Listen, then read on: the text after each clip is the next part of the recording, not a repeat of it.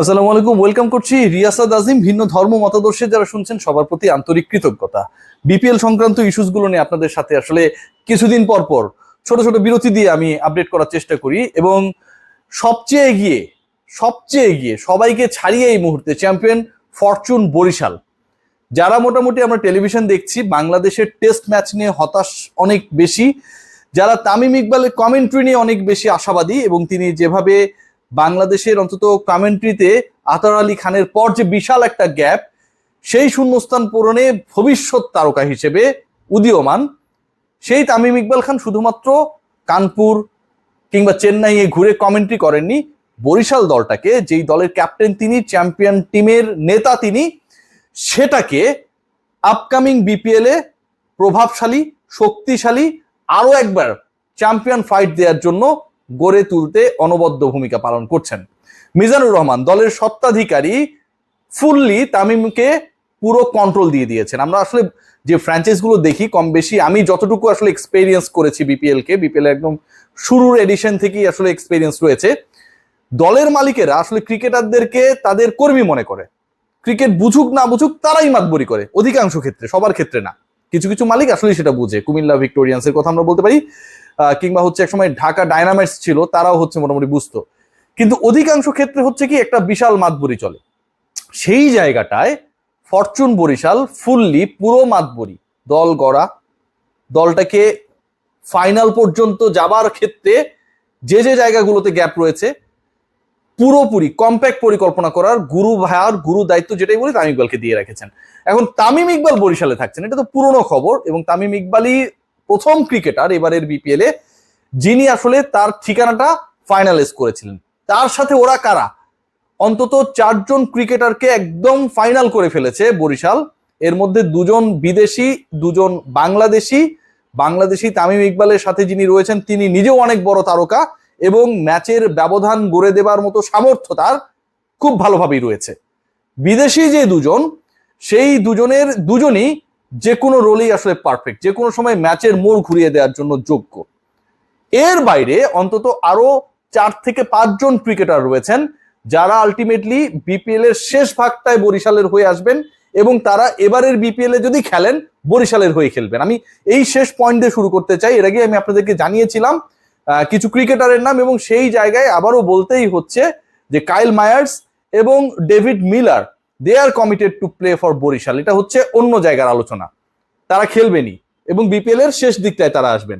এখন যেই 4 ক্রিকেটারের কথা বলছি, সেই 4 ক্রিকেটার আসলে কারা কারা? তামিম ইকবাল একটা, বাকি থাকে 3। আপনারা জানেন যে ফরচুন বরিশালের দলটা ছিল একটা মিনি ন্যাশনাল টিম, এবং এই বক্তব্যটা আমি বিভিন্ন সময় আমার কন্টেন্টস গুলোতে বলেছিলাম, শেষ পর্যন্ত এটা মানুষের মুখে মুখে চলে যায় যে আসলে মিনি ন্যাশনাল টিমই হচ্ছে ফরচুন বরিশাল। সেই পার্টিকুলার দলের অন্যতম কাণ্ডারি, গুরুত্বপূর্ণ অংশ মুশফিকুর রহিম। সেই দলের অন্যতম গুরুত্বপূর্ণ অংশ ছিলেন মাহমুদুল্লাহ রিয়াদ, মোহাম্মদ সাইফুদ্দিন সেখানটায় খেলেছিলেন সৌম্য সরকার। সো ওভারঅল যে ক্রিকেটারদের আমি নাম বললাম তাদের সাথে মেহেদী হাসান মিরাজের নামটা স্পেশালি বলতেই হয়, ব্যাটে বলে তিনি অবদান রেখেছিলেন। তামিমের পরে এখন পর্যন্ত বরিশাল যাকে একদম 100% কনফার্ম করেছেন তিনি হচ্ছেন মুশফিকুর রহিম। তামিম ইকবাল শুরুতে খেলবেন, মুশফিকুর রহিম মিডল ওভারগুলোতে গিয়ে খেলবেন এবং ক্রাইসিস সিচুয়েশনে কিভাবে দলকে সামনে এগিয়ে নিতে হয়, লাস্ট সিজন যেটা করেছিলেন মুশি, সেই কাজটা তিনি করবেন। Confirm Mushfiqur Rahim sealed. বাকি যে 2 জনের কথা আমি বলছি, চমকের নাম হচ্ছে ফাহিম আশরাফ। পাকিস্তানি এই ক্রিকেটারকে বরিশাল অলরেডি সাইন এবং তিনি বরিশালের হয়ে ফুল সিজন খেলবেন বলে এখন পর্যন্ত আপডেট আমার কাছে রয়েছে। এর বাইরে আপনাদের কথা বলেছিলাম যে ডেভিড মালান তিনি খেলবেন এবং তিনি খেলবেন, তার খেলা নিয়ে কোনো ধরনের সংশয় নেই, তিনিও সাইন। সো 4 জন ক্রিকেটার মোটামুটি একদমই final, 100% final, and all this decisions made by Tamim Iqbal along with the franchise owner. তবে সবচেয়ে গুরুত্বপূর্ণ পার্ট যেটা, যে বরিশাল ওনার যারা বা তামিম ইকবাল, এই যে একটা কম্বো, তাদের এই মুহূর্তে একটা বিশাল ডিবেট চলছে বাংলাদেশ ক্রিকেট বোর্ডের সাথে। এটাকে হেলদি ডিবেট বলতে পারি। বিতর্ক বলতে আমরা নেগেটিভ অর্থে বুঝি, এটাকে আমরা একটা পজিটিভ অর্থে আমরা তর্ক আলোচনা বলতে পারি, যে আসলে বরিশাল তার ব্র্যান্ডিং ধরে রাখতে চায়। ওই যে বলছিলাম মিনি ন্যাশনাল টিম, তারা তাদের আগের টিমের যে ক্রিকেটাররা রয়েছে, মোহাম্মদ সাইফুদ্দিন, আগের টিমের মেহেদী হাসান মিরাজ, মাহমুদুল্লাহ রিয়াদ, এই যে ক্রিকেটারদের নামগুলো আমি আপনাদের মেনশন করছি, সৌম্য সরকার, এদের অন্তত 60-70% ক্রিকেটারকে তারা তাদের দলে রাখতে চায়।